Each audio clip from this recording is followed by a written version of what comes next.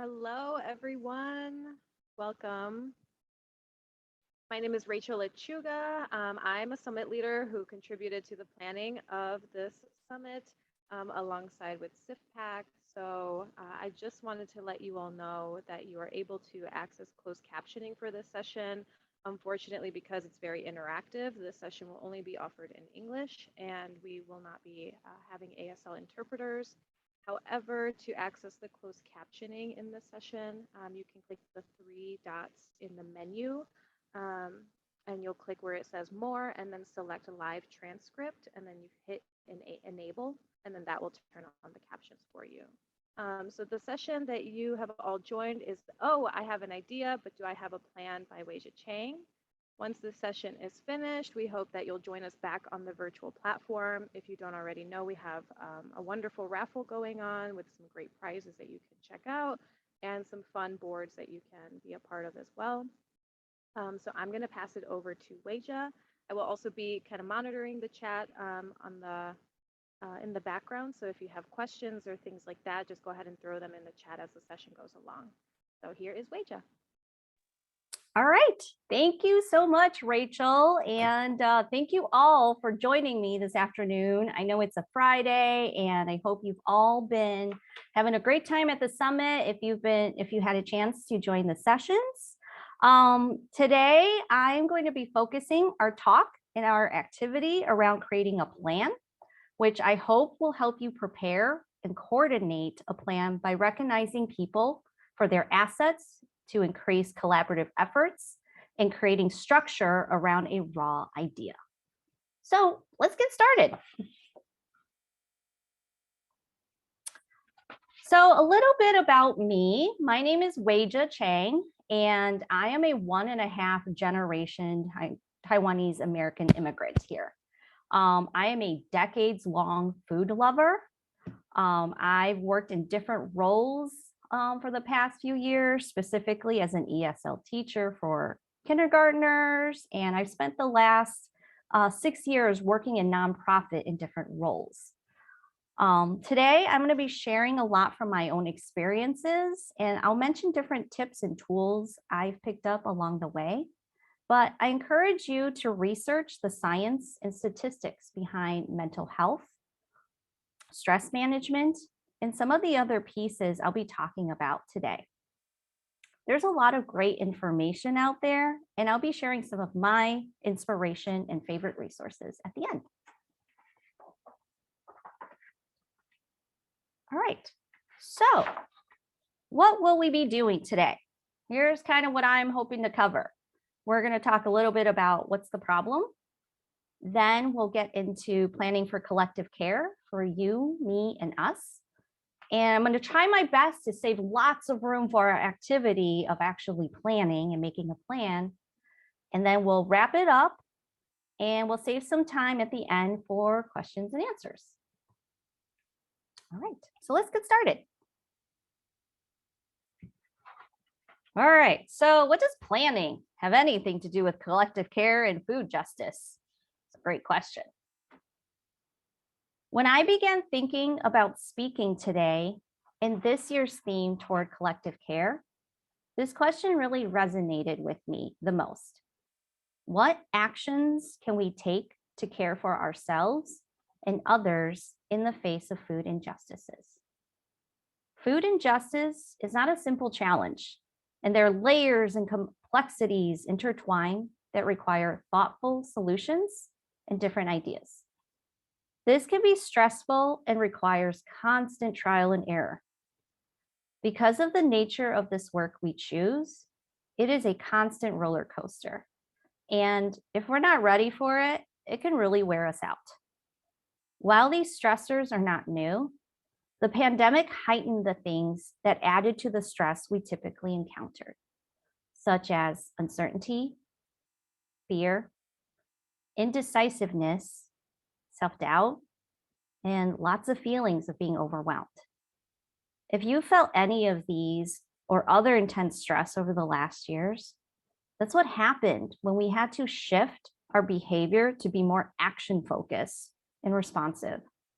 It became challenging to take action when there are constant thoughts running through our heads and rapid decision-making requiring our attention in our professional and our personal lives. So what do we do about that? How do we prepare for these things? These constant thoughts of how do we fix it? And what if we're wrong? These are all great questions, right? And how can we prepare for that ahead of time? This is where planning comes in. Let's talk about that. How do we start that? All right, before we get to the fun parts of planning, I'm actually going to take a pause here. We're going to stop and we're going to take a break and we're going to look at step 1. Before you do anything, you need to take a pause and just have a few internal check-ins with yourself. This is really important because again, you're about to dive into something that could be asking a lot of you. So as you stop and check, think of how you're taking care of yourselves. Did you eat today? Are you taking care of yourself? If not, what do you need to take care of yourself? Could you take 15 to 20 minutes in your day and just eat? Would it be better if you ate with a coworker or a friend? Or would you better appreciate the solitude of eating alone? There's no wrong answer, and time is not wasted for you to take care of yourself and do the simple task of eating. This sounds really easy, and I shared some of my favorite things that I've done in self-care, and you're probably going, oh, Weija, like you don't know what you're talking about. That's not easy at all. I can barely find 5 minutes to put my shoes on sometimes, right? But I'll be honest, y'all, like I struggle with this all the time, and it is really, really challenging. There have been times where I probably should have signed off sooner, but it's because I care and I want to do a good job. But every time I do take a moment to stop and take care of myself, I'm really, really proud of those moments. So I hope that you find the joy in that and you take care of yourself. Because when we talk about food injustice in our community, this has to be considered. You are a part of this community, and you have to give yourself permission and time to eat and take care of yourself. All right, so now that you're well fed and not hangry anymore, let's go to step 2. Take a moment to consider how you might take care of others. Are your team members or your teammates taking care of themselves? This doesn't mean that you have to take care of them in the conventional way, right? You don't have to make sure that they're well hydrated or that they've got a warm jacket. This is more about an awareness of, are they able to take care of themselves? What does that look like? Well, it could look like if somebody is working really long hours, but they're kind of being told to take a break. And they're constantly being told to take a break, but why can't they do that? Why do they feel like they can't step away? They're unable to just take a breath and walk away for 5 minutes. Is there a deadline that's just kind of hovering over them? Are they limited in their resources? Could you step in and help them in some way? Could you push the deadline back? Are you in a role to be able to do that? Or it could look like maybe someone is highly skilled at making dashboards and the most beautiful charts ever. And they're so good at it, everybody is asking them, right? And they are really proud of the work they do, but that's not part of their regular tasks. Can you take a moment and just think, how is that affecting their typical workload? Is there somebody else that could be trained to do these dashboards? How could we provide more resources so our team members and teammates can have that moment to take care of themselves? When you take time to consider other people, it actually builds a lot of trust and it better sets you up for your plan to be a success. All right, so now let's talk about step 3, because you're taken care of, I'm taken care of. Let's talk about taking care of each other. This is possible by putting together a plan. I saw this quote in high school, and I've never forgotten it. If you fail to plan, you are planning to fail. most of our immediate response is that we have to do something. Some kind of action has to occur. But if you jump in before making a plan, resources could be wasted. Miscommunication could occur. You may have to start all over. By taking the time to plan, you'll be able to include measures to prevent misunderstandings or breakdown in the plan. If you need to intervene later, it's actually way more labor intensive and stressful for everyone involved. It requires more in the moment evaluation and decision making. So, as an example, I do this all the time. You know, I'm at the store and I filled up my cart with the groceries I want for the week. And I go to pull out my, oh, wait, I forgot my wallet. It's probably at home, sitting right by the door waiting for me. Now I'm standing in front of the cashier. There's 2 to 3 people behind me also with full carts, and I have to make a decision. Do I pull out and then ask my spouse or ask somebody to come and bring their wallets so that I can pay for the groceries they've already pulled from the store, from the shelves? Or do I leave my cart, which then means somebody has to unpack all of the items I've put into the cart, and then I'm going to have to go back and pick up my wallet either on the same day or a different day. No matter which option I choose, I'm adding on more resources required just for me to get my groceries for the week. I'm requiring time, gas money, just resources that we may not have all the time. Had I just stopped right before I left my house and just checked, do I have my wallet with me? I probably would have saved myself a lot of trouble. So when there's a plan in place, you have created certainty and you've created boundaries for you and others to work from.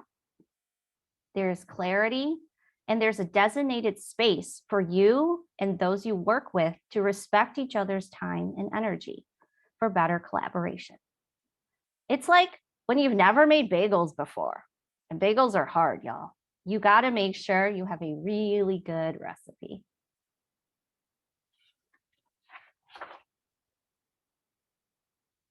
So there's lots of benefits for having a recipe for a well thought out plan. First, your plan is going to be able to communicate the overall objective of what you're hoping to accomplish. It's going to get everyone on the same page as to what is the problem being solved. Then you'll begin thinking through the impact and the timing involved, which is often an overlooked but crucial component, right? You're going to start thinking about what resources do we need to make this plan happen? How long will that take? Is this a sustainable plan? Are we thinking about this as a short-term solution or a long-term solution? And what's the impact this plan could make? Having a plan will also help identify what ingredients you'll need, like what equipment is required, what skills, do we have the right people? You want to make sure those are all gathered in your recipe, right? So that you can get cooking quickly. Finally, now that you have all your ingredients, you're going to want to figure out how the different resources would put the plan into action by letting everyone know how they'll be involved and when they'll be involved.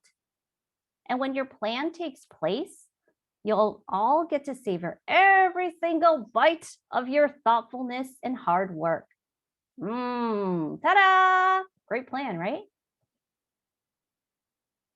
All right, so I talked a lot about the importance of planning and the benefits. We're going to start diving into it so that you can all try it today, because I know you have all these ideas coming from the summit, and we want to make sure you have the right tools to put those ideas into action. So for the sake of time today, I've done some pre-planning with us for this scenario, or with this scenario. But let me share how I got there. One of the ways I like to start thinking of a plan is using the 5 W's and H, right? We all learned those very early on in elementary school. Stuck with me, great way to think. So what are we doing today? We're going to be conducting a survey about a new community cooking class. Why? to understand what cooking skills potential participants have and what new cooking skills people are looking to learn. Now, this is really, really important for you to have a clear why, because this is going to be your North Star. And it's going to help focus you and everyone involved in your plan about why you are putting this plan into action. And as other ideas come up or decisions, it has to meet the why, because if it doesn't, maybe it's not the right time to move forward with those ideas. When are we doing this? Let's say we're going to do it in March sometime for like 2.5 weeks. Who are we surveying? Let's say we're going to survey community members who may participate in our cooking class. Where will this survey be offered? We're going to try to offer it online, at community centers, at partner organizations where our community members would see it. This sounds pretty easy and clear so far, right? But how are we going to actually conduct a survey? So I'm going to take a pause here because I've been doing a lot of talking and I know like you're all like thinking of ideas right now. So I'm going to pause here. How do you all think that we could conduct this survey? And feel free to put it in the chat, or if you want to unmute and just kind of shout out your idea. What are you guys thinking about?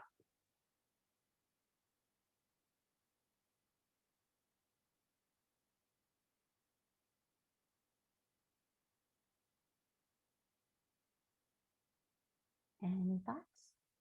Okay, I had a few, so I'm gonna share some of mine. But electronics are, yeah, it'd be digital. Oh, here we go. Polls or Google survey, community members. Okay, understand what questions are going to help you achieve your why. So having that conversation, what questions to ask. Okay, all right. It's a good start. Okay, if you think of more, go ahead and plop them in. You'll get a chance in the activity to add some of these things if you like. So some of the things I thought of, you got to draft the questions. You got to validate them. You got to maybe translate them. Create the paper survey, the digital survey, contact the organizations, right? There's a lot of things that needs to actually be done. There's a lot of steps here, right? Just to complete this what. So it can seem really overwhelming, and there's a lot more that I'm sure you'll think of along the way. So what we kind of just did here is what I like to call a brain dump. And that's when you're just documenting all of your raw thoughts onto paper. And you can either do it by yourself, depending on what you're doing, or you can do it along with your team so that you all are just brainstorming wildly about what you're doing. You don't have to make it fancy. You could just get a sheet of paper and a pen and write down a really long list. Or one of my favorite things to do is to get a pack of sticky notes. And for every idea, every how that you think of, write it on a sticky note. So that way you can actually move it around and organize it a little bit more quickly later on. All right. So now that we have the basics of our plan, let's meet the team that's going to be helping us, right? So here's the team that you're going to be considering and working through your plan today. So we've got Sarah Tops, who's the manager of the team, right? They're going to overlook this project. You got Paka Alley, who's our outreach specialist. They're the ones working out in the community, right? We could really use their help. We got Chef TG. TG is going to be leading our cooking class, so they may be helpful in this team. Then you got Edge Go, who's the kitchen manager. They own the space of where we'll be hosting our class. And finally, you got Pakta Was, who's our program coordinator. And so they're going to be helping put together this plan. So here's our team. All right, now that you know our team, we're going to be using a Racy chart to practice how to implement collective care into planning. through delegating and communicating. Those are two key skills in planning that will help make anything a success throughout a team. So that's why a Racy chart really helps. This is one of my favorite tools because it really helps make sure that there's an equal distribution of work across the board and communication expectations are defined. So I'm going to run through what is a Racy chart because this is the activity that you're all going to be doing today. So Racy is an acronym. R stands for responsible. So this is asking who does the work to complete this task. So in our scenario here, who is going to be interviewing those community members, for example? And usually you just want one penguin designated to this task because that's what creates the clarity of who will be doing it to make sure it moves forward. A stands for accountable. That means who is the last one to review this task? Who overlooks this? Make sure the responsibility is completed. And again, this is just one penguin. You do not want to designate more than one penguin because this is the person who's going to help make sure this project is moving forward. And your idea is going from paper into action. C stands for consulted. That means whose input can help with the final decision. And this is kind of the person or people who can help you think about what questions could we ask in that survey. So you could have one penguin, you could have 3 penguins designated to this, or you could have 0, depending on the task. And the I stands for informed. So who needs to know that changes have been made? Whose tasks are dependent upon the completion of this? And again, this could just be 1 penguin, this could be 3 penguins. All right, so that's kind of what a Racy chart is. And this gets to the activity we're doing today. So this is what a Racy chart looks like. Typically, you got the people, your team members listed at the top. And on the left-hand side, you have those how, right? So all of those hows that you guys have thought of and other ones that may come up as you're doing this, you're going to put them on the left-hand side. And the way that you do a Racy chart is that you're going to roll through every single row and you're going to designate that. You're going to designate who is responsible, who is accountable, who could be consulted, and who needs to stay informed. And as an example, drafting questions, right? So for our project here, our program coordinator, they're going to be responsible for drafting those questions. Sarah, our manager, is going to be accountable. And we're going to consult the chef, the outreach specialist, and the kitchen manager, because they may have some great ideas about what are the questions we're looking to ask in that survey. So let's see, there's about 13 of us. So I think I'm going to break you all into groups of 2. And as a group, then you're going to go through each row and kind of fill that in together. There's no wrong answer to a Racy chart, okay? So I know this may be new for some of you, but I'm just going to tell you that up front. There's no wrong answer to this. And the important thing is, as you're reviewing it, does it make sense? Do you have the balance of work kind of figured out together? All right, so I'm going to share with you what the worksheet is, and I'm going to open up for questions in a minute because I know I shared a lot of things. So let me make sure. Let's see. All right. Did my screen switch? Can you all see it? I'm going to assume yes. Okay. All right. So here's the worksheet that you're all going to be working off of. The instructions I just share at the top. So if you're a little confused as what you're supposed to be doing, check back on this first slide. And then as a group, go ahead and claim a slide. All of these are the same. They look exactly like the ones I just shared with all of you. And go ahead and pick one, claim it by putting your group name, and just make sure your group knows what slide you're on. And give it a shot. If you're not sure about some of the other information I share, go all the way to the bottom. I have reference slides there of who does what and what the plan is so far. All right, so in a minute, Rachel's going to put this link in the chat box, but does anyone have questions before I send you off into a group? Okay, Sarah, got I have her answer. Okay. Anybody else? All right. Rachel, could you help send everyone to their group?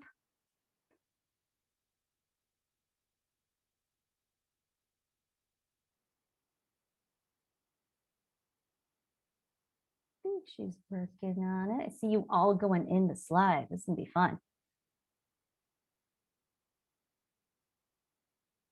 Great. And if anything does come up, Rachel and I might be popping in, so you can ask us your question then too. We'll come back after about 10 minutes, and then we'll kind of share how it went for you and what you thought. All right, see you guys in a bit.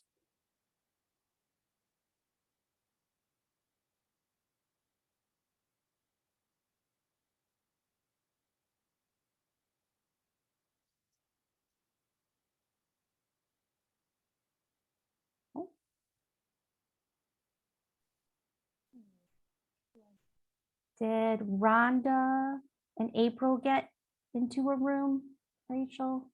Rhonda, it says not joined. Okay. Okay. Oh, and then you're also in. I'm gonna say not now. Okay, cool. And Enrique's also active. Oh, okay. Okay. Should we stop recording for now? I'm just gonna log it. Okay. So Oh, Rhonda man. Rhonda and April have not.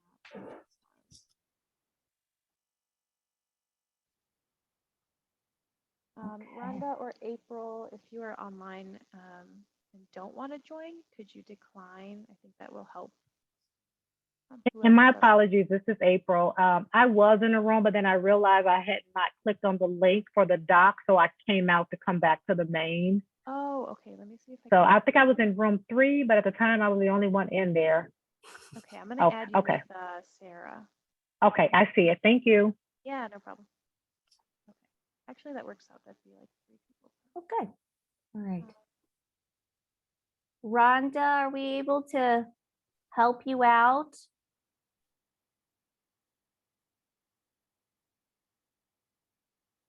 Okay. If that changes, Rhonda, let us know. Okay. Let's see what people are doing. I know.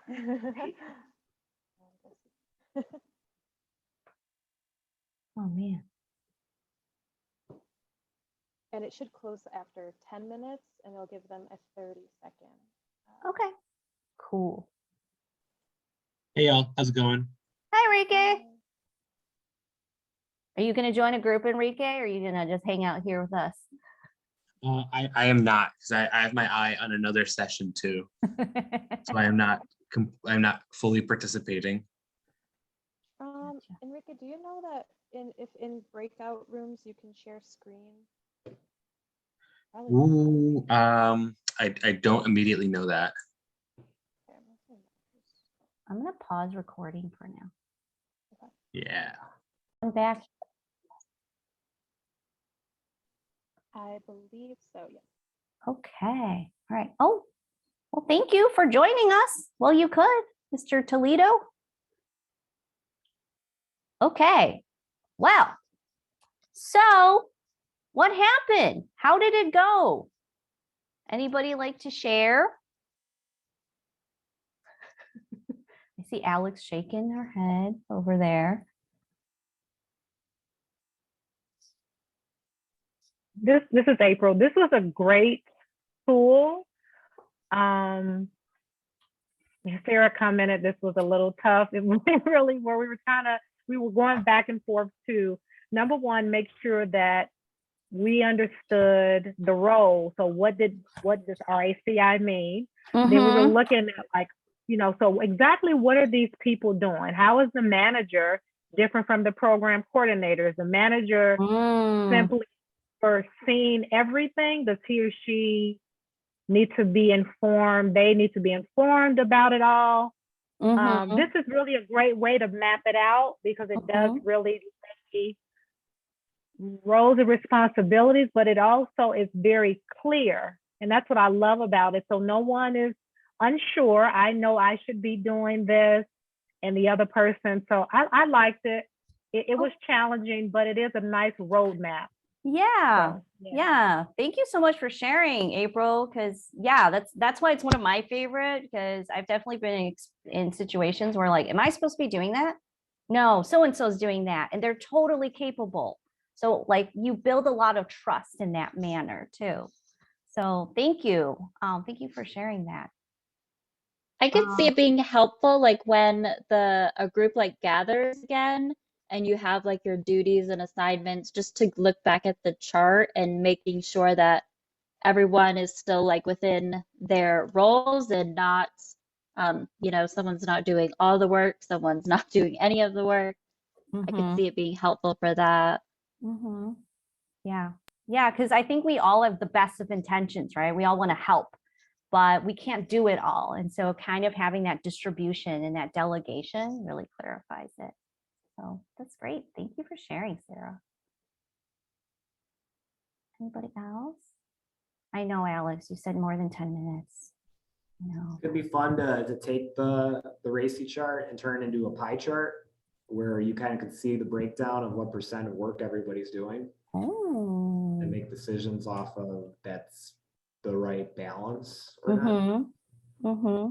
Turn to a visual chart. Yeah. Yeah, I love the idea. And Greg, I love a good food visualization. So yes. All right. I also love the visuals of it. I am like I had to keep going back to like look at the identifiers and like the descriptions of it all, but I like that there's little pictures. I think like internally like be like, okay, so who's the octopus? Who's the dinosaur? And I can see it being helpful for kids too. I don't know, maybe that's just how my brain works. So like, okay, yeah, so you're the octopus, and then that just explains it all for Yeah. me. Yeah. No, I love visualization, Sarah. So yes, like, and having that ownership, right? Like your favorite animals or your favorite shape or whatever, image kind of resonates with people. Yeah. And makes it accessible too, because some people are really visual and they can't, work otherwise. Mm-hmm. Yeah. Yeah. Very We had a true. bunch of talks about who has what skills and we don't know. So we'd be like, if the squid has digital survey building skills and knows how to use software, then they can be responsible for it. But if they don't, then maybe the manager has to be responsible for that role. Yeah. Or if they have facilitation skills, they can lead the analysis piece, but if not, somebody else has those skills could step in. So responsibility could be based around skills and who has them. Mm-hmm. Yeah, makes a lot of sense. And it gives people that ease then of like, I may not know that skill, so I may not be the best person to be responsible to complete that task. And you can bring other people. I just chose 5 characters for this activity today, but definitely if there's somebody missing, you should bring in on this Racy, you can add them in as well. Yeah. April, I saw that you went off mute. Did you have a thought? Yeah, I was just looking at taking some fresh eyes at the pictures that you chose. Mm-hmm. And what I love about this, for me, it breaks down that hierarchical platform that are sometimes in organizations where you have Dr. Such and such, and he's there with his shirt and tie on. You know what I'm saying? So these are just images. No one is a big I or little you. We are all contributing to the greater good of the project. And that's what I really loved about the images. Yeah. Yes, please take these ideas. And I know Rachel made a point that this presentation is available on the Socio platform, but like you can just download this link that I shared with all of you. You can just make a copy and take it with you as well, and just reuse it as you see fit. So, all right. I'm going to move on just to wrap it up because I know we're getting close to time. So let me jump back. Let me fight my screens here and get back to the presentation. Okay, gotta move all of your beautiful faces over here. Okay. All right, so we're just gonna wrap it up a little bit. We talked a lot about planning today, and I know I shared different styles and different ways that you could think of a plan and delegate and communicate. But if none of these work for you, there's so many other planning tools out there.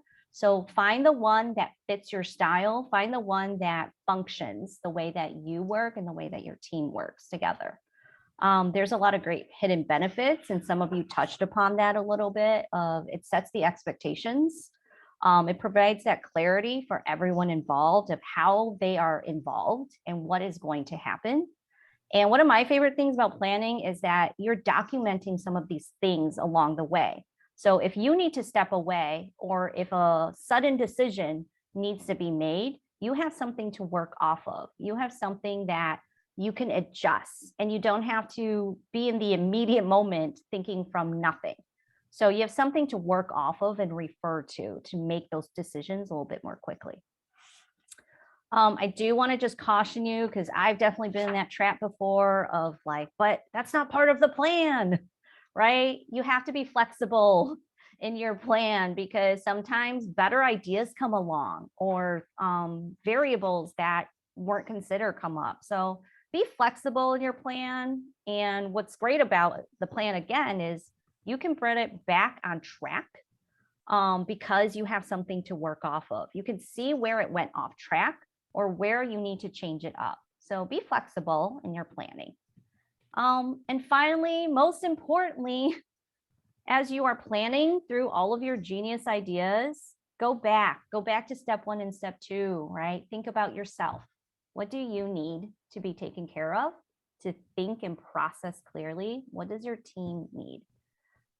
Because you are all a part of collective care, and we cannot achieve food justice if we don't take care of ourselves. So with that, thank you all so much for joining me today. These are some of my favorite tools and some of my favorite resources and inspiration for management, leadership tools. And check it out when you have a moment. This Racy template, Rachel, if you could drop it into the chat box.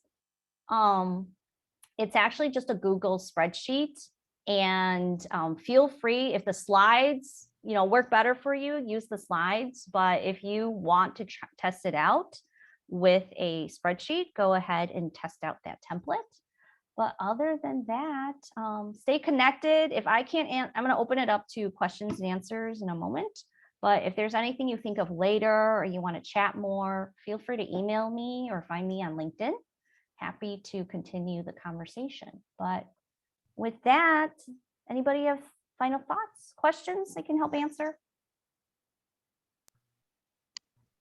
I was thinking about DEI and the importance of engaging people that are part of who are in your group, that aren't part of the voice that's being heard in the planning stage, and seeing who's included in that process and who's not would be an important thing to consider as you're planning. And that's one of the things that generate with the Racy chart, to make sure that you're incorporating that outreach in your plan development. Yeah, it's a great point, Greg, of like who should be a part of the conversation to put together the Racy chart, because you definitely want to make people feel involved, and not just like all these decisions were made that I'm responsible for it, but like, wait, why am I responsible for that? So making sure you have the right people part of the conversation. It's great. I posted a link in the chat. It's just like a white supremacy, like culture characteristics of your organization. So just like when you're working through any kind of like project planning, again, like what Greg said, to make sure you're like what voices are heard, and making sure, well, white people aren't being white people, I guess, is how I would define that. Yeah, that awareness of your space and what you're bringing into the space as well. Yeah, thank you for that, Sarah. Okay. Anybody else? I'm gonna stop sharing so we can all see each other.